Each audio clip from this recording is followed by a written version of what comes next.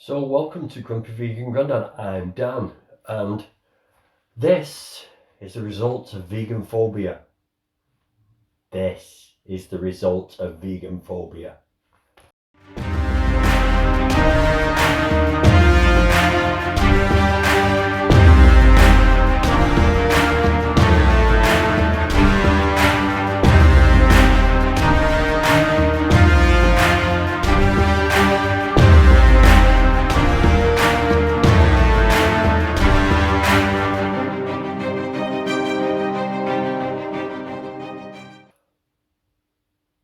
What the hell am I talking about? What the hell am I talking about? Well, basically, as you know, I'm a trucker, and we are given gloves because we've got to deal with grease that puts on the plate, that where the trailer rotates on, that gets everywhere on the cords. You've got diesel, you've got all sorts of stuff picked up on the road when you're out on the road, and they give us gloves out. These are the gloves I've got. They've got a big hole in. They're absolutely manky. I've had them for about 2 months now. But the gloves they normally give out are made of suede and leather. So I asked for some more gloves last week, and they said, "Oh, we haven't got any left. Those we just happen to have those." And I was talking to a young lady who supplies everything. So I said, "Well, are you going to get some more in?" And she said, "Well, no, we don't really sort of buy them in." So then I just sort of had a think, and bearing in mind that I work for an agency for this firm and I have no rights, i.e. I can be kicked off site for any reason or just not get any work. If they don't like the look of you, they can say, "We don't want him in anymore," and there's nothing I can do about that. So I had to think deeply about before I made a decision to pull her, and I decided to do this. And I said, "Look, this is a situation. I am vegan, that's why I need these rubber gloves. I can't use the suede and leather ones. I don't want the skins of somebody on my hands for my work. I don't want abused animals for my work." I said, veganism is a recognised philosophy, just like religion, and you're under obligation to supply me, because if I can't work and you tell me I can't work, or say, "Well, you can't work without any gloves," then I can sue you for discrimination. And she was like, "Oh, really?" And I said, "Yeah, this is in no way a threat. I'm just letting you know that it is now a recognised philosophy. It's just like racism and homophobia, etc." I said, it's you can't do it anymore." And she said, "Right, okay, then I'll make inquiries and I'll get back to you." So I'm just waiting to see what she said. But some of you might think, "Well, why, Dan, didn't you just go and buy some?" And the problem I have with that is, yes, I could quite easily go and buy some. I could quite easily go and buy some vegan gloves. But then ask yourself the question, well, why the fuck should I? If they are supposed to supply equipment for us, why should I buy them? If I buy them, then the problem has been solved by me for them. It has been solved by me for them, and they will never bother with it again. We've got to stand up to this and make ourselves heard, otherwise we will get walked all over and nothing will change. Yes, I could have risked my job. Yes, they could have said, "He's an awkward bastard, fuck him off." Yeah, quite easily. It still might happen, yeah? But I'm going to make a stand. And I think you guys should make a stand as well. If you're suffering the similar thing to me, you should make a stand, because nothing will change unless you speak up and make a stand and stand your ground. You know, it's a tough one. It's a tough one because it's your livelihood. It's your livelihood. I'm in a slightly better position. I could get a job elsewhere quite easily. Okay, fair enough. Fair enough. But even if I wasn't in that position, I would have still have brought this subject up and said, "Look, no, you've got to supply me with this equipment, or you've got to give me the equivalent cost so I can go out and purchase them myself. That's the options they've got. So why am I talking about this? Well, what sparked my interest in this was the fact that I saw Vegan Gains video, and he had done a live calling out the queer Kiwi, I think it was. Yeah, the queer Kiwi, who was complaining about, you've guessed it, that vegan teacher, who did a little TikTok video saying that vegan phobia is very similar, is just like homophobia, racism, etc., etc. And she was kicking off and saying, no, it's not the same. It's not the same. I'll let you have a look at the video and see what you think. God. Stop being racist, stop being sexist, stop being homophobic, stop being ageist, stop being ableist, stop being vegan phobic. If you don't like number 6 on this list, sorry but you have to admit, when it comes right down to it, you're a hypocrite.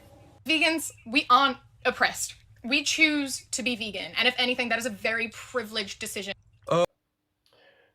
So the first thing she comes up with there, as you can see, is that because we are vegan, we have a choice. So the oppression is not the same because we have a choice.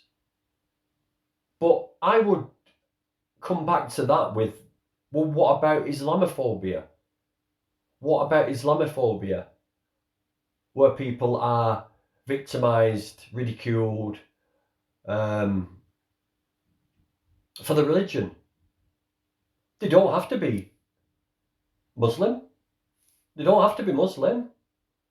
They can change, just like we don't have to be vegan.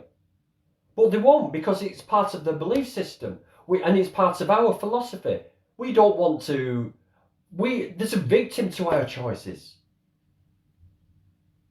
So because I've never heard of vegan phobia before. I just thought people got picked on because we were vegans, and I didn't know it had been coined as vegan phobia or vegophobia, whichever way you want to look at it, which is like an irrational fear, discrimination against people for whatever they are, whatever they believe in.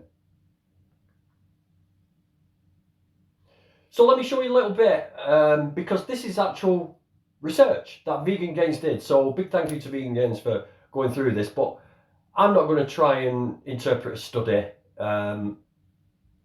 And Vegan Gains, this is his speciality. So just have a quick look at the research and let him explain that. So, what's her name? The queer Kiwi. She's totally wrong. So, at Amy Uzi, Eating Greens, evidence of bias towards vegetarians and vegans from both source and target. So, they conducted multiple studies here. In study 1, they were looking at whether or not vegans were evaluated worse than other targeted groups. So, vegetarians and vegans as target of bias, as predicted, attitudes towards vegetarians and vegans were equivalent to or more negative than evaluations of common prejudice target groups, as displayed in Table 1. Both vegetarians and vegans were evaluated equivalently to immigrants, asexuals, atheists, and significantly more negatively than blacks. Vegetarians were evaluated equivalently to homosexuals, where vegans were evaluated more negatively than homosexuals. So funny, vegans are evaluated worse than blacks, worse than homosexuals, and she's claiming that, oh, you can't compare discrimination against vegans versus, other targeted groups. Yes, you can. Here is evidence of that. Only drug addicts were evaluated more negatively than vegetarians and vegans. So that is how negatively society sees vegans. So you're full of shit. And if you scroll down, so I believe this was in study 3, they actually looked at types of discrimination that occur, towards vegans. So 24.5% of vegans had decreased contact from friends after they, came out as being vegan. So let's see, 7.3% of vegans had friends completely cease contact after they went vegan. So basically your friends are disowning you after you become vegan. I'm sure a lot of gay people have that experience where once they come out as gay to their friends, oh, we're not going to talk to you anymore. Yeah, you're gay and weird. We don't want to talk to you. Vegans suffer that too. Same thing with family members. So almost 10% of vegans had family members decrease contact. And vegans actually had 3% of family members completely cease contact after they revealed to their family that they were vegan. I actually knew a guy on Facebook whose dad kicked him out of the house for being vegan.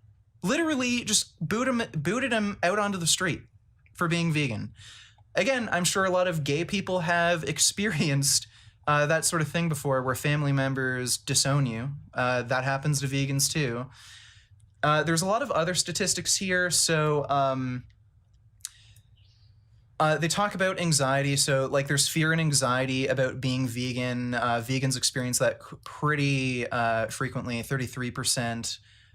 Let's see, reporting or experienced at least some everyday discrimination. 66%. So that would like be people making fun of you, people treating you poorly for being vegan. Over half of vegans experience that on a daily basis. Reported in engaging in at least some activity to prepare for potential discrimination experiences. So again, over half. Reported engaging in at least some discrimination coping mechanism, 77%. And this is the really fucked up part. Reported having unfairly denied a job or promotion due to vegetarian or veganism. 2.6% of vegans. Reported having not been hired for a job due to vegetarianism, veganism. 9% of vegans. So vegans are actually denied job opportunities because of them being vegan. Now, they had a limited sample here. So reported having been prevented moving into a home due to vegetarianism, veganism, 0%. Now, I've actually known a few people who have actually been denied apartments and have been denied Airbnbs because the renter found out that they were vegan. They checked their social media. There was a guy on my Patreon who actually messaged me about that. So if they had a larger sample size, you'd probably see some vegans being denied apartments and shit. So no, actually, you're completely wrong, and there's empirical research proving you're wrong. So as you can see, we were evaluated less than black people and gay people. We just got evaluated above drug addicts. So there is a very low view of vegans, the value of vegans, the value in society, whatever, you know, it is there, it is out there, it is out there. Vegan phobia is out there, and it does cause problems, and I'm sure you've all come across it. I mean, for a start, I think every one of us now, you guys out there watching this, have had just one friend maybe distance themselves from you, or a family member distance themselves from you. At least one. Unless you're very, very lucky and you've got a great circle of friends, of course. But that's one thing that people experience, and so do a lot of gay people who come out as gay. They lose contact with friends just discontinue contact with them, they don't, family members shun them, etc., just like this study says. So yes, I would say vegan phobia is out there, and I would say yes, vegan phobia is exactly the same as racism, exactly the same as homophobia. In fact, I would go as far to say that this is far worse. Vegan phobia is worse because it's acceptable. It's acceptable to be vegan phobic at the moment because it's only been tested in the courts once with your jobs and everything, so it's still not quite there yet, you know. So I would personally say that it is, at the moment, it is worse because at least now the LGBTQ community have got the backing of law. Same with race, it's got the backing of law.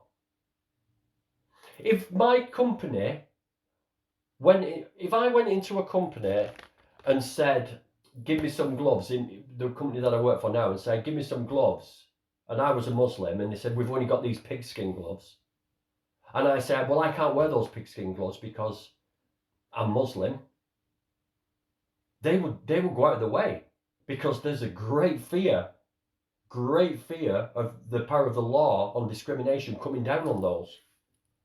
But that doesn't happen with vegans. It's still acceptable to be vegan phobic. It's still acceptable to get away with it. You can still call it, it's like being in the 70s. In the 70s, you could, the comedians were racist and they got away with it because it was accepted.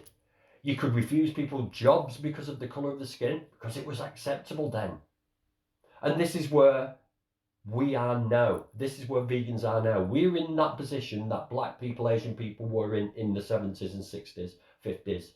We're in that position now where it's totally fine to take the mickey out of someone because of the veganism. It's totally fine to say, no, we haven't got any gloves for you. We've only got animal ones. You'll have to go buy your own. It's perfectly acceptable. I would say that's worse. So I went a little bit further because I thought, what is the one instance where it has been proven that you have been discriminated against because of your veganism that affects a whole circle of people around you? And I knew one person had suffered this, and then through a friend, Vegan Pixie Warrior, have a look at her channel, one of her friends also suffered this discrimination. Now, I say discrimination, and I say it was vegan phobia. I'm going to play the videos, and I'm going to let you make your own mind up about this. But they say that they were discriminated against because of the veganism. Whether it's in the interests of the potential victims involved in this, and it will all come clear when I tell you what it is, then that's for you guys to decide yourselves. So basically, this is all about fostering. And these two people have basically been told they cannot foster because they are vegan. But I won't explain any more of that. I'll let you watch the video and then see what you think. Also, Chantel, so I've contacted you because I'm doing a little story on vegan phobia, which is basically discrimination and irrational fear of vegans and veganism in itself. You know, it happens in workplaces, in life, with your family, with your friends.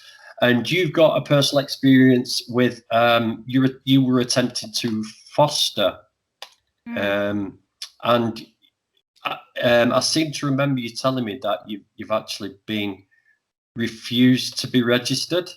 Well, I think effectively that's what happened. So I signed up to my local fostering program because I watch a lot of documentaries about homeless people and stuff, and a lot of the root of that homelessness and everything is because they've come from a poor family background, or been passed around the system, you know, these social care system as kids. So I thought, well, I'd like to try and put a stop to this and maybe be the change in their lives, the positive change. So I applied for fostering because my boyfriend and I thought it would be a positive thing to do. We've got a nice house here, you know, that we can share with someone. We've got a spare room, their own space.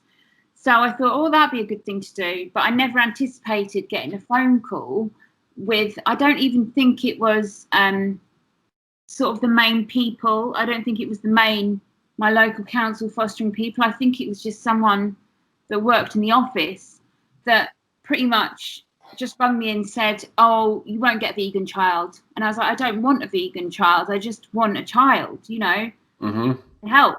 And she was like, well, you're vegan. So, well, can I just stop you there? How did they know you were vegan in the first place? I disclosed it. I was honest about it, you know. So, right, okay. I'm vegan because I find it causes problems later on when let's rewind a little bit, Chantal. So how did you apply initially? So do you fill a form in? Yeah, there's an online form you can complete, I believe. I can't remember now, but I'm pretty sure there's an online form you can find for your local council, and you just complete it. And I think there's a section that you mention any other details or something like that. And I think I just mentioned I was vegan because I thought it was an important point to mention. Yeah, okay. Because I don't want any nasty surprises later on down the line. Maybe I was also testing it. Maybe I was testing things, you know, maybe I was testing the water. I can't quite remember, but I'm proud to be vegan, so I'm always gonna bring it up if I think it's necessary. Yeah. Did they give you any reason why? So you said to them you weren't bothered whether they were vegan or not. What how did the conversation go after that? Can you remember? Well, that's what I mean. I'm just afraid that we can't. You won't be able to get a child because a child from an abused home will be able to. They'll want feeding meat basically. And I said, but I eat the same things I ate before. Like I said to her, they're not going to be able to taste the difference between a corn chicken nugget and a chicken nugget. And she was like, I'm afraid an abused child would be able to tell the difference. And I just thought. I was just like, well, you know what? Just leave them where they are. Leave them with the abuse, you know? Yeah. I'm trying to do a good thing here. And you're telling me that the food I eat, which is exactly the same sort of food I eat before, I went through all the things I eat, my job as a food creator for vegan magazines, both sides of my family being restaurateurs. Like, I don't eat salads and lentils, you know. Yeah. I eat good food. I make sure I eat good food. Good food is my passion. Good food is my hobby. Like my YouTube channel is all about food. So it's almost insulting to suggest that they'll come to me and die of a nutrient deficiency because I'm vegan. It was just a poor education on her part. It was just so her belief, her understanding of veganism was just so limited that what stopped me from even progressing with it all. Yeah, I mean, could you not argue that a child wants? I mean, we said child. What does fostering involve? Children from what to what age could you get one for? Until the age of 18, I think you can get a baby and you can foster them until they're an adult, you know, which is 18. Or you could have them for a couple of days or a couple of weeks. It's an emergency fostering, where they need to be taken out their situation ASAP. Is that your dog in the background? See her, she's crawling on her back. That's what I feel like doing after talking to meat eaters sometimes. So it's all right. It's all right. It's nice little background noise. It's funny. So I had an argument with her on the phone, and my boyfriend was in the van at the time, and they said he needed to be present for the conversation. And then the conversation wasn't how I thought it was going to go. It was just a sort of point blank refusal. And we just couldn't believe it. Like, yeah. I mean, so I was going down this road. Sorry, I got distracted by your dog then, but I was going down this road. So I mean, these kids are coming from. Some are coming from really bad sort of situations. Eating anyway. Some of them are probably breadline anyway, or being starved intentionally. You know, there's all sorts of situations. I get that, but what I'm trying to put to you is I'm trying to reason what the reasoning is. Obviously, they're uneducated on it and still assume that it's a restrictive diet, which it isn't. And but trauma if they traumatize kids and the comfort food is burgers and all this stuff. Yes, there's mock meats, but maybe could that not be the reason they sort of like being very careful that these traumatized children just need to be with familiar things, whether they're good or bad for them, it doesn't really matter. As long as they get these comfort foods that would make them feel and instead of being thrust, and I know I'm playing devil's advocate here, but these children are being thrust into an environment which is totally alien to them, even though we know it's not. that in a plant-based sort of food system. You're not wrong though. Like, sure, they can have the comfort food. We as vegans all seek comfort food. We all seek a dirty burger. So if you're not making an issue of it, which I wouldn't, I would just be feeding them and cooking vegan food, because there's absolutely no way that I can store vegan food in my non-vegan food in my fridge or cook it. I can't even be around people eating non-vegan food. So my boyfriend was just like, well, who the hell is going to cook this food for the child? So I get what you're saying, that they might need comfort or whatever. We can provide that. We just won't say it's vegan. It will be different. It will be no different. Like, yes, have a burger. Like, I'm not here to be a nutritionist. We all know that a junk food diet exists with veganism. You know, that can happen. You know, and this is where the lack of education came in. It felt like, it won't be any different. That's what I couldn't get through to her. You're vegan, but it just the food. If the food is an issue, it will not be any different. That is where the lack of education. I mean, you could. I know people who are foster families, and they're big fatties. They're overweight. They haven't got the best diet in the world. They're still lovely people, but the food choices aren't brilliant, and they are passing those food choices on to these foster children, and these foster children are putting on weight because of the way they're being fed. That is still the same, surely, as pushing a vegan diet on children. It's worse, because while they're providing the comfort food they probably need, and to us it's considered junk food and it's not healthy food, at least you're not cramming them with heart disease, cancer, diabetes. And I said this on the phone to her. I said, you are aware of the fact that non-vegan food, unlike vegan food, promotes cancer, diabetes and heart disease in children. So actually, not only are they having the comfort of a loving home, their diet will be significantly improved, and they won't even notice that it's vegan. And this is again, it just goes back to her lack of education, one person's lack of understanding. And then I have to tell you this as well. My godmother is quite high up in social services, and she's actually one of the people that decides what happens with children. And she actually even said, that just doesn't sound right to me. A vegan diet is very good for you. And she knows, because she's also my mum's best friend, she knows what we eat. She's been round to our house for food and stuff, and she's seen it isn't any different. So she even said herself, that's not right. But I haven't heard back from anyone. The lady on the phone to me said, well, we're having a meeting tomorrow. I'll bring you up in the meeting and see what they say and get back to you.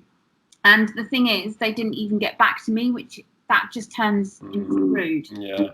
And if I was a Muslim family or a Jewish family, they would have to respect the fact that I wouldn't be serving that child dead pig or, you know, cow and things like that, you know. Well, would they send a non-Muslim child or a non-Jewish child to a Jewish or Muslim family, though?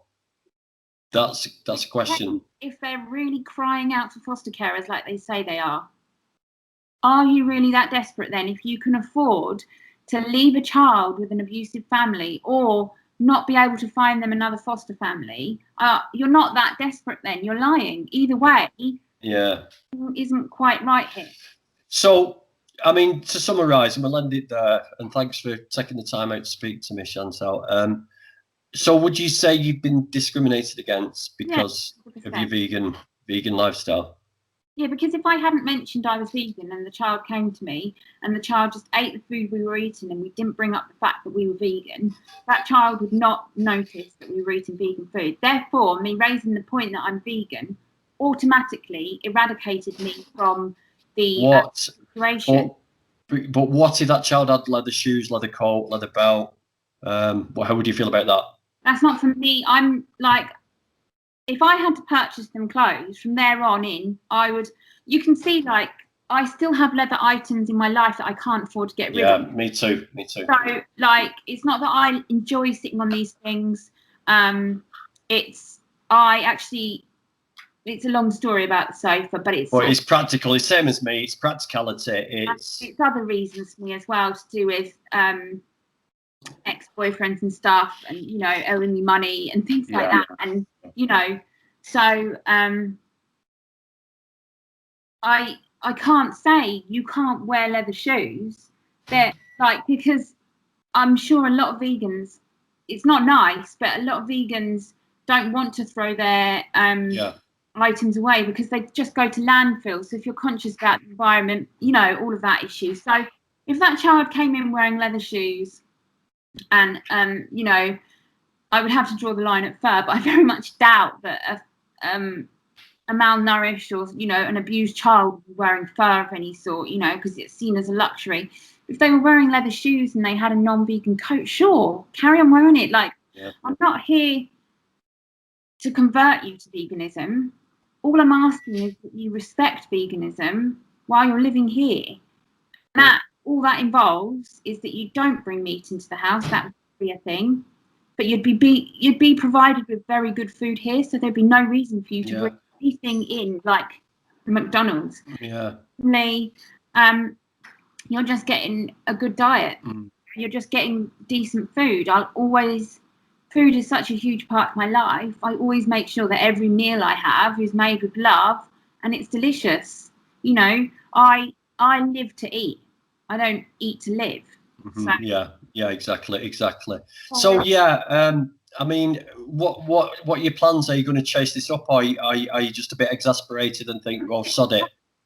I just thought sod it initially. I'm not at a stage in my life where I feel like I'm desperate to do it. I just thought I'd sign up to it because I thought it would be a lot easier than the first hurdle being me being vegan. It put me off a little, but it hasn't put me off forever, I don't think. I just need other people to sort of pave the way in a way. Veganism seems to still be quite new to people, and I feel like there needs to be more action taken by other people that can afford to do it, people that are already pursuing, because veganism is on the rise, so there are going to be more and more people who want to foster because they don't want their own children, like me. So there's going to be more situations arising where vegans are being told they can't foster, and more people are going to be a lot more asked about it than I am, and there's going to be laws put in place. They're gonna start making a fuss, and I'm going to watch that pan out. I'm going to investigate a bit more myself in the future when I feel ready again.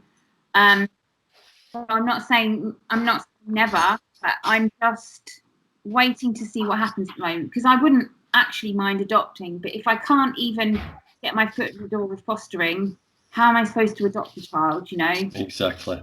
So I don't really know where to go from here. Well, maybe watch later on in this video that I'll be posting. I'm going to speak into a lady called Jackie, who actually fostered for 3 years as a vegetarian, which was fine. And then all of a sudden, because she went vegan, they changed their mind and said, oh no, you cannot foster anymore, which is pretty weird. And she's actually chasing it up with the Vegan Society. So I strongly advise you watch that and see what the outcome of that is.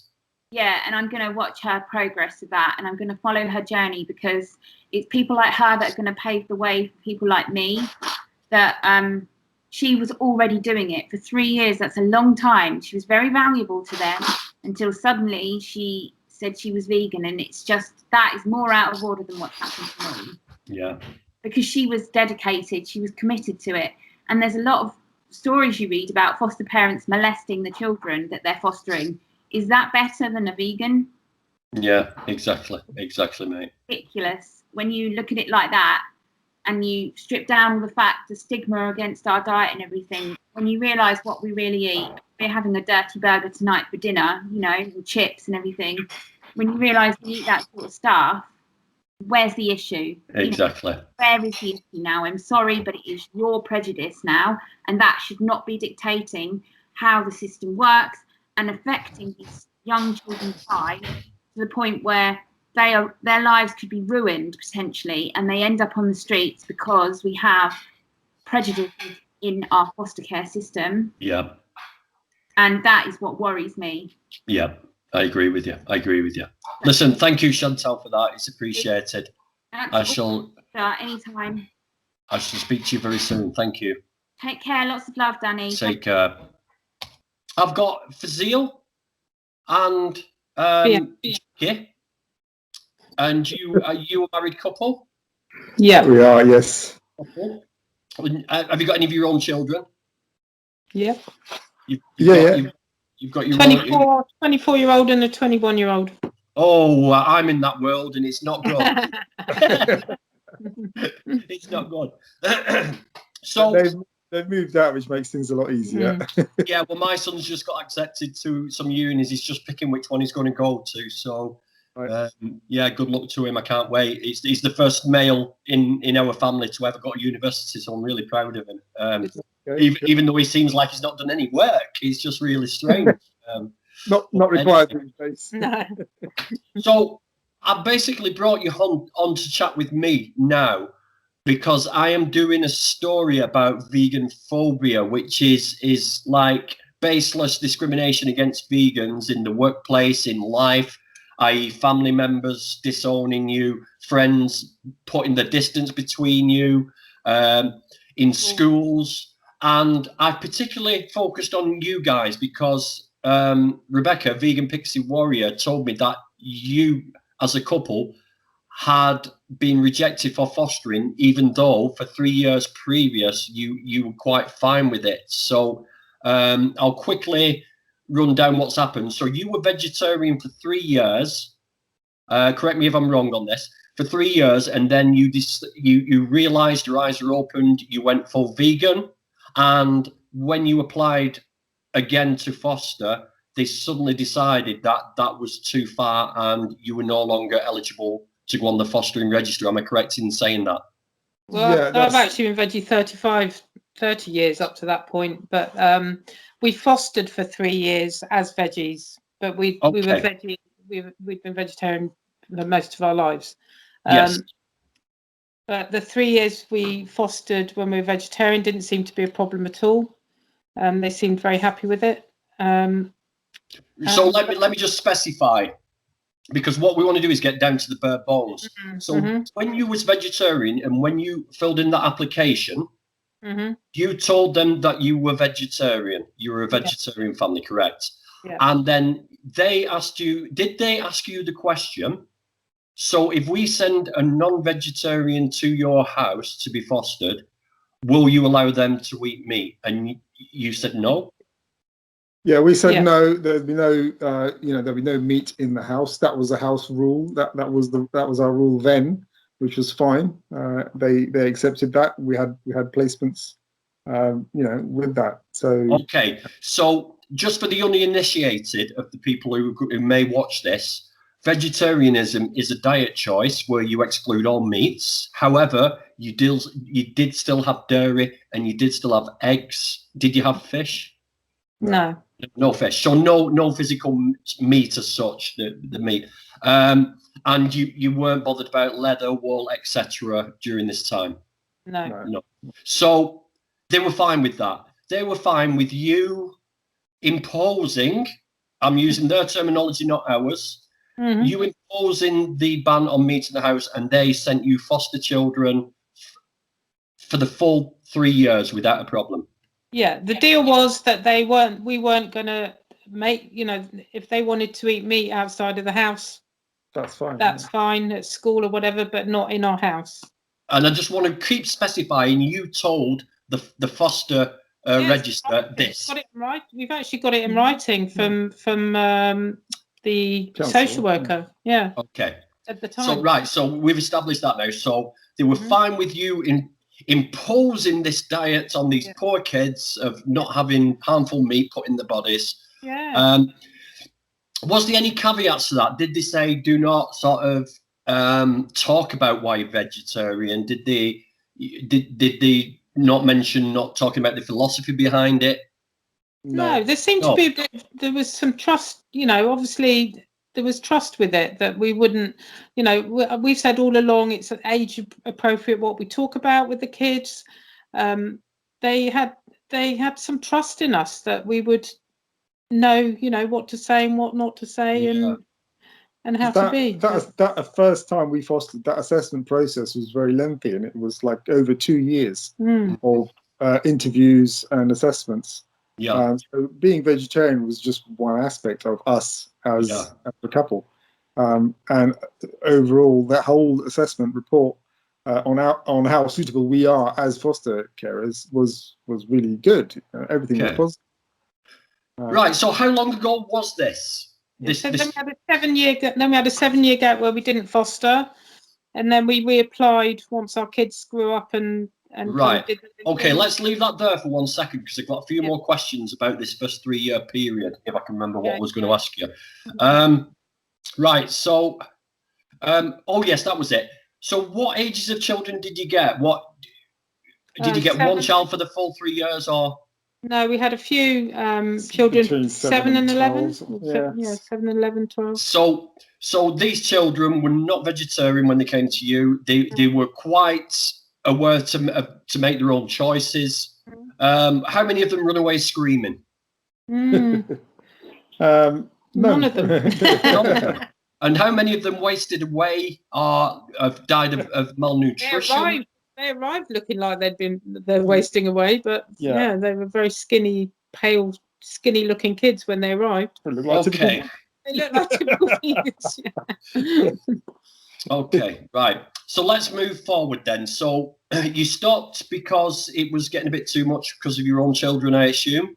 Yeah, and we were a little bit naive with, what it was going to be like. Yeah. Challenging, yeah, and they do tend to.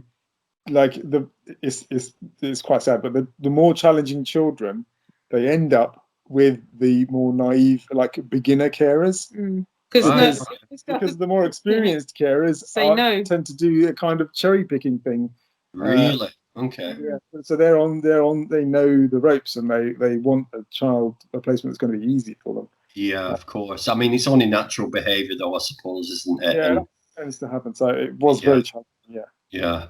Okay, so let's move forward then to this 7 years. So the kids are grown up, life's rosy again. You've got spare rooms. You're happy. Let's do this again. Animals everywhere. We've got animals everywhere. It's like bliss for a kid, right? Yeah, brilliant. Of course it is. Yeah, of course it is. And fish on your walls, I can see. Yeah. Animals everywhere. Yeah. So talk me through what happened then. From the moment you decided to refoster. Tell me what happened. You reapplied. Yeah, we reapplied, and the same kind of formalities as before. Social worker came around, interviewed us. They did a shortened version of the assessment. But it was nearly 3 years. Was it? Yeah, the whole process was nearly 3 years. Oh right, because it started off as an emergency assessment, like a short. No, that happened later on. Oh right, okay. But anyway, so 7 years down the line, you started the process, and it took a further 3 years from this 7 years. To be declined, basically starting again from fresh, and then, like at the end of the process, in the final decision, that's when they said no, basically because you're vegan. But even prior to that, a few months prior to that, they wanted to rush it through because they were desperate for foster carers. That was it. Yeah. Yeah. I think this was was this in the first lockdown or something? No, maybe before that. No, there was some crisis where there were, So you've kind of sprung this on us today, so we're kind of trying to remember it all because it's. Yeah, well, listen, it's not a problem because when it comes down to it, I want to hear the bare bones. I mean, I'm not asking you to supply evidence or anything like that. I just want to hear what the story was. So during this 7 years, is that when you went vegan? Yes. Yeah. Right. Okay. So you went vegan during that 7 years. So up until this point, you were vegan, and then where in the application did it ask you if you were vegan? Did you have to declare you were vegan? At some point, that would have come up halfway through. That would have come up fairly early. Yeah. Yeah, because it's one of the basic things about your lifestyle, your culture. Yeah, but how did he ask you? Did he ask you, are you vegetarian? Are you vegan? I can't remember specifically. It probably, I would imagine they asked. I'm not sure. I can't remember that. I can't remember, to be honest. Yeah. But they ask you a lot. I mean, they ask you absolutely everything. So, they ask you about lifestyle. They ask you about everything. So it would have come up fairly early on. It would have come up under lifestyle then, maybe. Yeah. Right. So this whole process, it took like 3 years for you to get a final answer of no, sorry. Yeah. Did they actually specify it was because you were vegan? Yeah. Right. So I'm going to stay. And on the phone, we actually recorded her saying on the phone. But yeah, I've got the email. I flicked over it earlier before the interview, but yeah, it categorically says that. Do you want to read the email to me? Is there no personal information in there? Is there? Is there any? Can you read word for word what she said? Just that excerpt of it. Yeah. Hang on, I'll just get that up on another phone. We can. In the meantime, Jackie, ourselves. While he's trying to have a quick look at that, so they said no. But did you argue back and say, well, it was okay when we were vegetarian? Yeah. Mm-hmm. And what did they answer to that? They didn't want to talk about it again after that. She said this is our final decision, and there was no more communication after that. So they're desperate for carers. Yeah. Yet they don't want vegans fostering children because it. Now, if you're a vegan, hang on a minute. If you're a vegan but you allow them to eat meat in your house, then they'll allow it. But why would you do that? Well, you wouldn't, would you? Why would they expect you to do that? And why would it be a problem? Do you think it right? Let's play devil's advocate. Do you think let's just use their wording, by forcing your vegan diet, even though it's not a diet, it's philosophy, forcing your vegan diets upon them, do you think that would have caused harm to the child? No. In any way? No, again, the other thing you have to get into perspective is when children are placed into care, that's a last resort. So they're being placed into care because they're being saved from some pretty horrific situations. Yeah, so coming to a vegan house where there might be a restriction on what you eat in the house, that's not really, that's not a big deal, considering that if they're being saved from physical and all kinds of abuse, which is why they're being placed into care. So I don't understand why they're suddenly so, fussy about. Plus the fact all the kids we've had in our house throughout, our lives, most of the time they don't even know that they're eating veggie or vegan stuff. We don't necessarily make a big deal out of it, right? Yeah, of course. It's food. Yeah. When it comes down to it, it's bloody food. Exactly. Yeah. So it's quite a lengthy email which basically says we can't. Oh, that's fine. You find just. The most interesting paragraph is this: is often children who come into care can have restrictive diets at home coming into care, and often one of the few things we can keep as constant and familiar for them may be their food. Providing them with something they are very used to during those initial stages whilst they adapt to a new home environment can be a key way to make them feel comfortable and begin to start to feel safe. So why would you disagree? Why would you disagree with that? Well, I answered that by saying, well, if they're used to chicken nuggets, we can do them vegan chicken nuggets. It's not a big deal. Whatever they're used to, I would have, in the early stages, like it says, obviously I'm not, I'm going to ask them what they want for tea. I'm going to ask them what they like. It's funny. I was talking with Chantal earlier, and she'll be in this video as well. She said exactly the same. Well, I could give them corn chicken nuggets. And this lady who she was talking to said, well, they'd be able to tell it was a corn chicken nugget. And it's like, why? No, they wouldn't. I've been doing that for years and no one could ever tell. This email also makes a huge assumption that we're going to be showing them slaughterhouse footage and all this kind of stuff. Which totally come out of nowhere. That's in the email as well, isn't it? Yeah. But during the assessment process, that was our activism stuff was briefly mentioned, and we obviously would have stated that we're keeping that separate. We're not imposing views. If you're looking after a child, that's not part of it. We do impose views on adults, but it's age appropriate, right? We don't.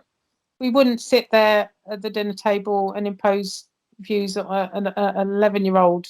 I don't know. You just wouldn't, would you? I mean, you go into a school canteen. You're going to eat one of whatever they've got on offer.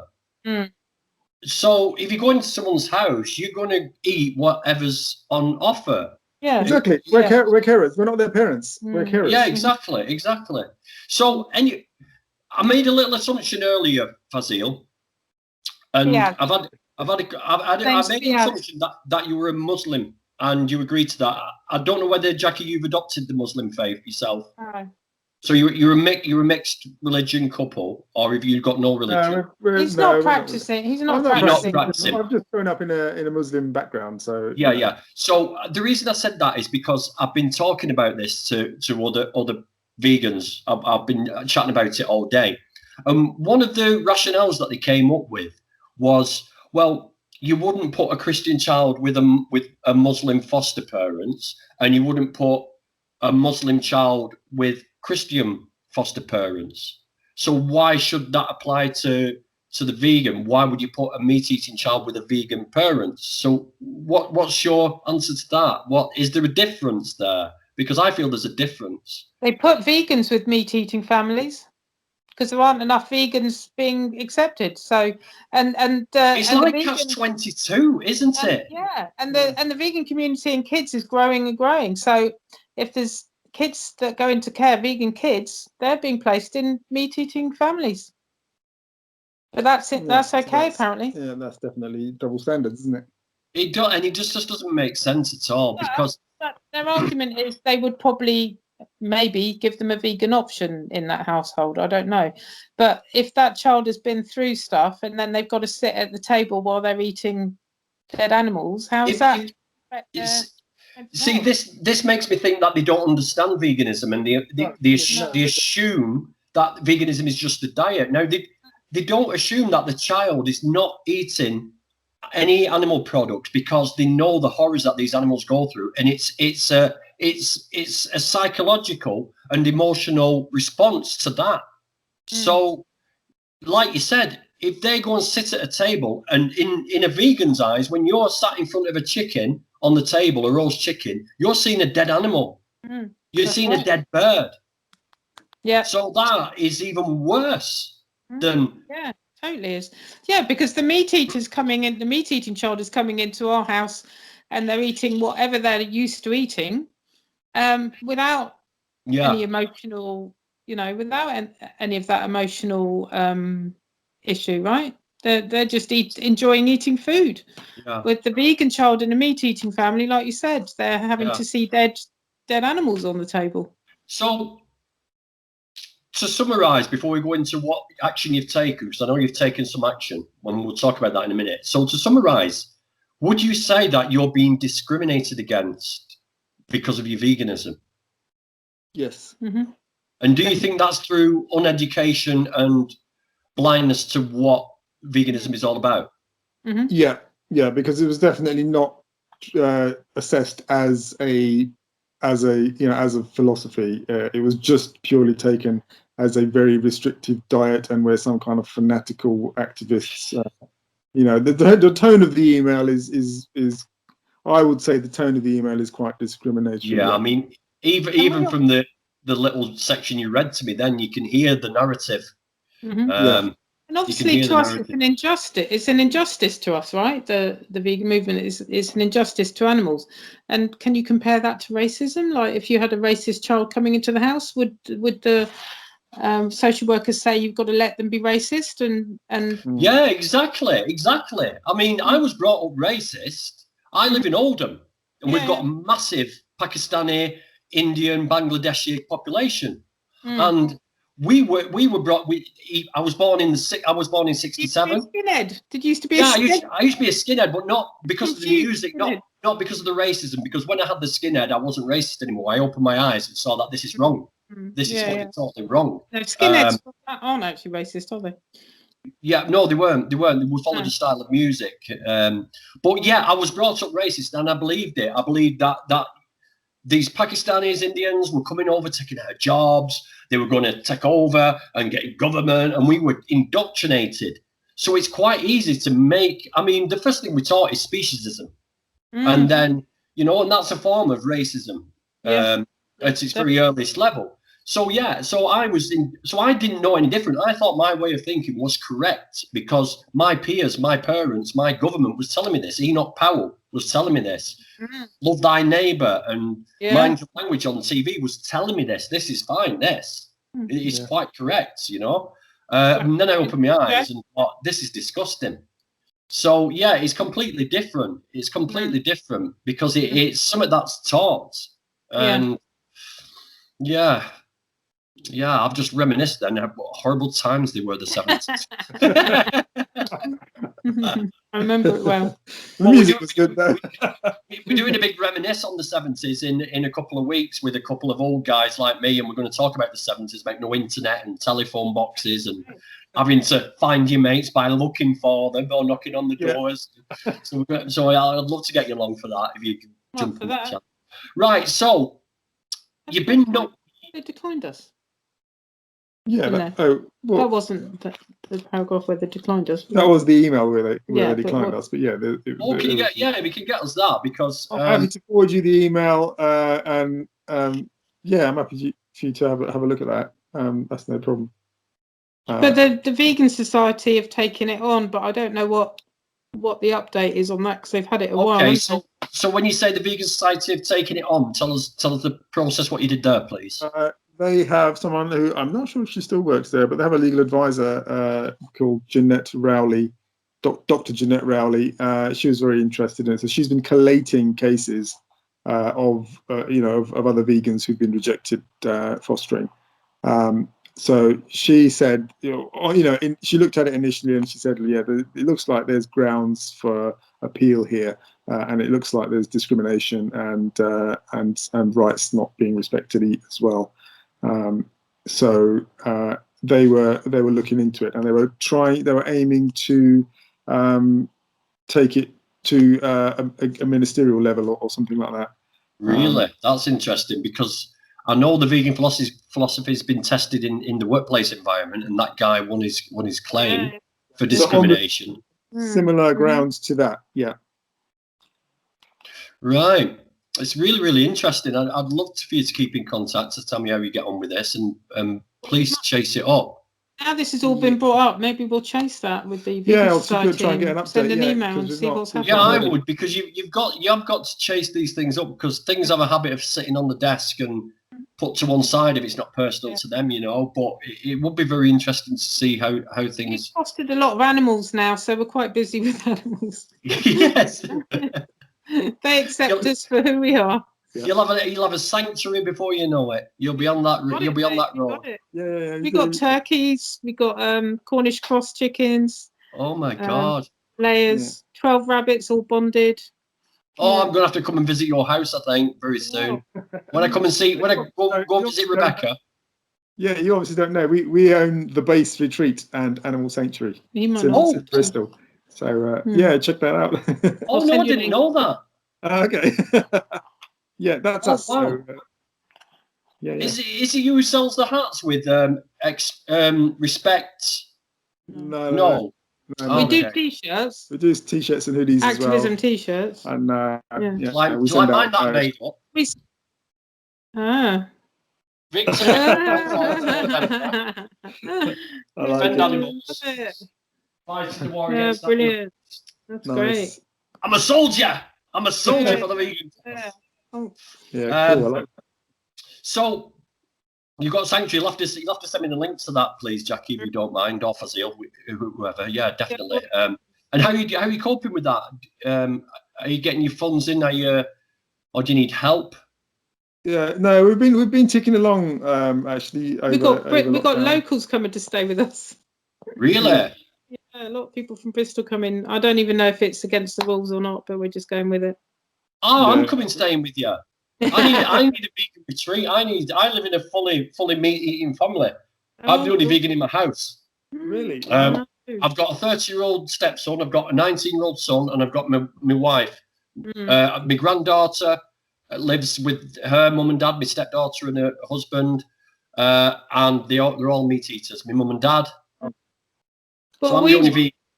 Yeah, well, we've fallen out with most people that we know that are meat eaters. I have friends and family. We've fallen out with so many. So before we finish, I'm talking about vegan phobia, Mhm. irrational fear of vegans, and the way. So, what experiences have you two had with friends and family His moving away from daughter, you? Fiaz's daughter's got thyroid cancer at 32, 33 now. And we've fallen out because Fiaz kind of told her that if you go on a plant-based diet, then it's going to be good for your cancer. And She was basically very offended by Yeah. that. And and do you know what's changed? There are changes though, because while she was having treatment, they told her not to have dairy.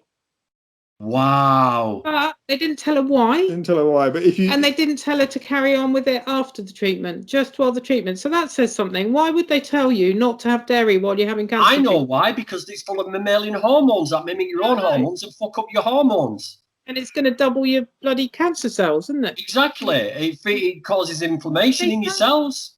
The doctors It don't hits your tell her pancreas. that. The doctors don't tell her that. No, they don't, because they fucking no idea. Oh, I'm getting annoyed now. They've got no idea. Doctors have no idea. They're there to feed the pharmaceutical industries with prescriptions. They're there to fix it when it's all gone wrong. Yeah. But they don't even know that, do they? We're being kept ill. We're being kept ill to feed the pharmaceutical companies. I know, it's hilarious, isn't it? Oh, we're getting right on now, aren't we? So that's a shame, and it's terrible that your daughter would like just dismiss you like that when you're trying to help. You must feel awful about that. I do, yeah, but yeah, we've got to keep a long-term perspective, because I have a bit of a theory about veganism takes a few encounters before the penny drops. So the sleeper effect. She's seen the Gary Yourofsky bloody video. Oh yeah, she's seen all the stuff. She still doesn't get it. She's trying it, and she's open-minded to it initially, and then she got the cancer diagnosis, and just from my initial responses, I was actually quite angry, you know, because she'd been a victim to the whole show of the whole show, you know, and then she's been been swept up by the cancer treatment machine, you know. And so I was really angry that she had become one of those victims of not just of the cancer, but of the treatment cycle and all that. Everything, yeah, definitely. Well, Joey's just released a video. It was actually premiering while you come on, and it's called "The Dairy Industry. Make Your Own Mind Up," and it's everything about the dairy industry, everything, the nuts and bolts. So maybe you might just accidentally send that to her and let her make your own mind up. Because he says what it is on the tin. Watch it, then make your own mind up about dairy. So it's not saying you must do it. It's saying make your own mind up. You watch this and tell me what you think. So, brilliant. Right, well, listen, thank you so much for taking time out to talk to me. I know you was cooking a meal earlier, and I bet it was beautiful. And get that bedroom ready for me for when I visit and run away screaming from this meat-eating family, so I can have a couple of days with a real vegan family for a while. Great. You're very welcome, man. And don't forget to subscribe to me on my channel, otherwise you won't see this. And have you sent a link to that? No, I will send it to you very, very soon. As soon as we've finished the conversation, I'll send it to you, and I'll get this edited. But thank you as well for doing the videos and having us on as well. Yeah, well, you've got a big story to tell, and I think it will dispel, because there's a lot of rumours flying about fostering and about adoption and about. I mean, you spoke to Rebecca, and she's going through the same process at the moment, and I think she's trying to get her head around it all. So it will be sort of valuable, this chat, to her, to help her make her mind up how she's going to go along with it. But we'll get an update from the Vegan Society as well, because I think that needs to be done, doesn't it? Yeah, definitely. We'll let you know. Yeah, we'll keep you definitely. Let me know. Keep me informed on every single part of that, because it will be really interesting. Maybe we'll do a chat once you get a result from that and see where it goes. Okay. Yeah, sure. Yeah. We'll do a story on it. Thank you, Fazil. Thank you, Jackie. Okay. Have a good evening. Enjoy the rest of your weekend. All right, cool. Thanks, Dan. Too. Cheers, Thank mate. Bye. See you. Bye. So, raises a few questions, doesn't it? Were they discriminated against? Was it discrimination, or do the fosterers have the child's best interest at heart? Does it really matter? that the child will be fed non-vegan, non-meat meat replacements, a vegan chicken nugget? Is it really that important? Would this happen to, if this happened to, say, a lesbian couple or a gay couple, it wouldn't happen, actually. It would not happen. It's took them a long time and a big struggle to get the rights to do this, but it wouldn't happen to them. Food is food. Food is food. And I would say food has come on so much now that there shouldn't be any problem feeding a non-vegan child, a foster child, mock meats, because it's come on so well. There's no difference. It really is indistinguishable now. I could have slightly agreed with it 7-8 years ago, maybe, when the food wasn't as great. But again, it's food we're talking about, as opposed to being in an abusive household or in a child's home. Is it really a reason not to allow people to foster? Your decision. Just tell me what you think in the comments down below. Peace.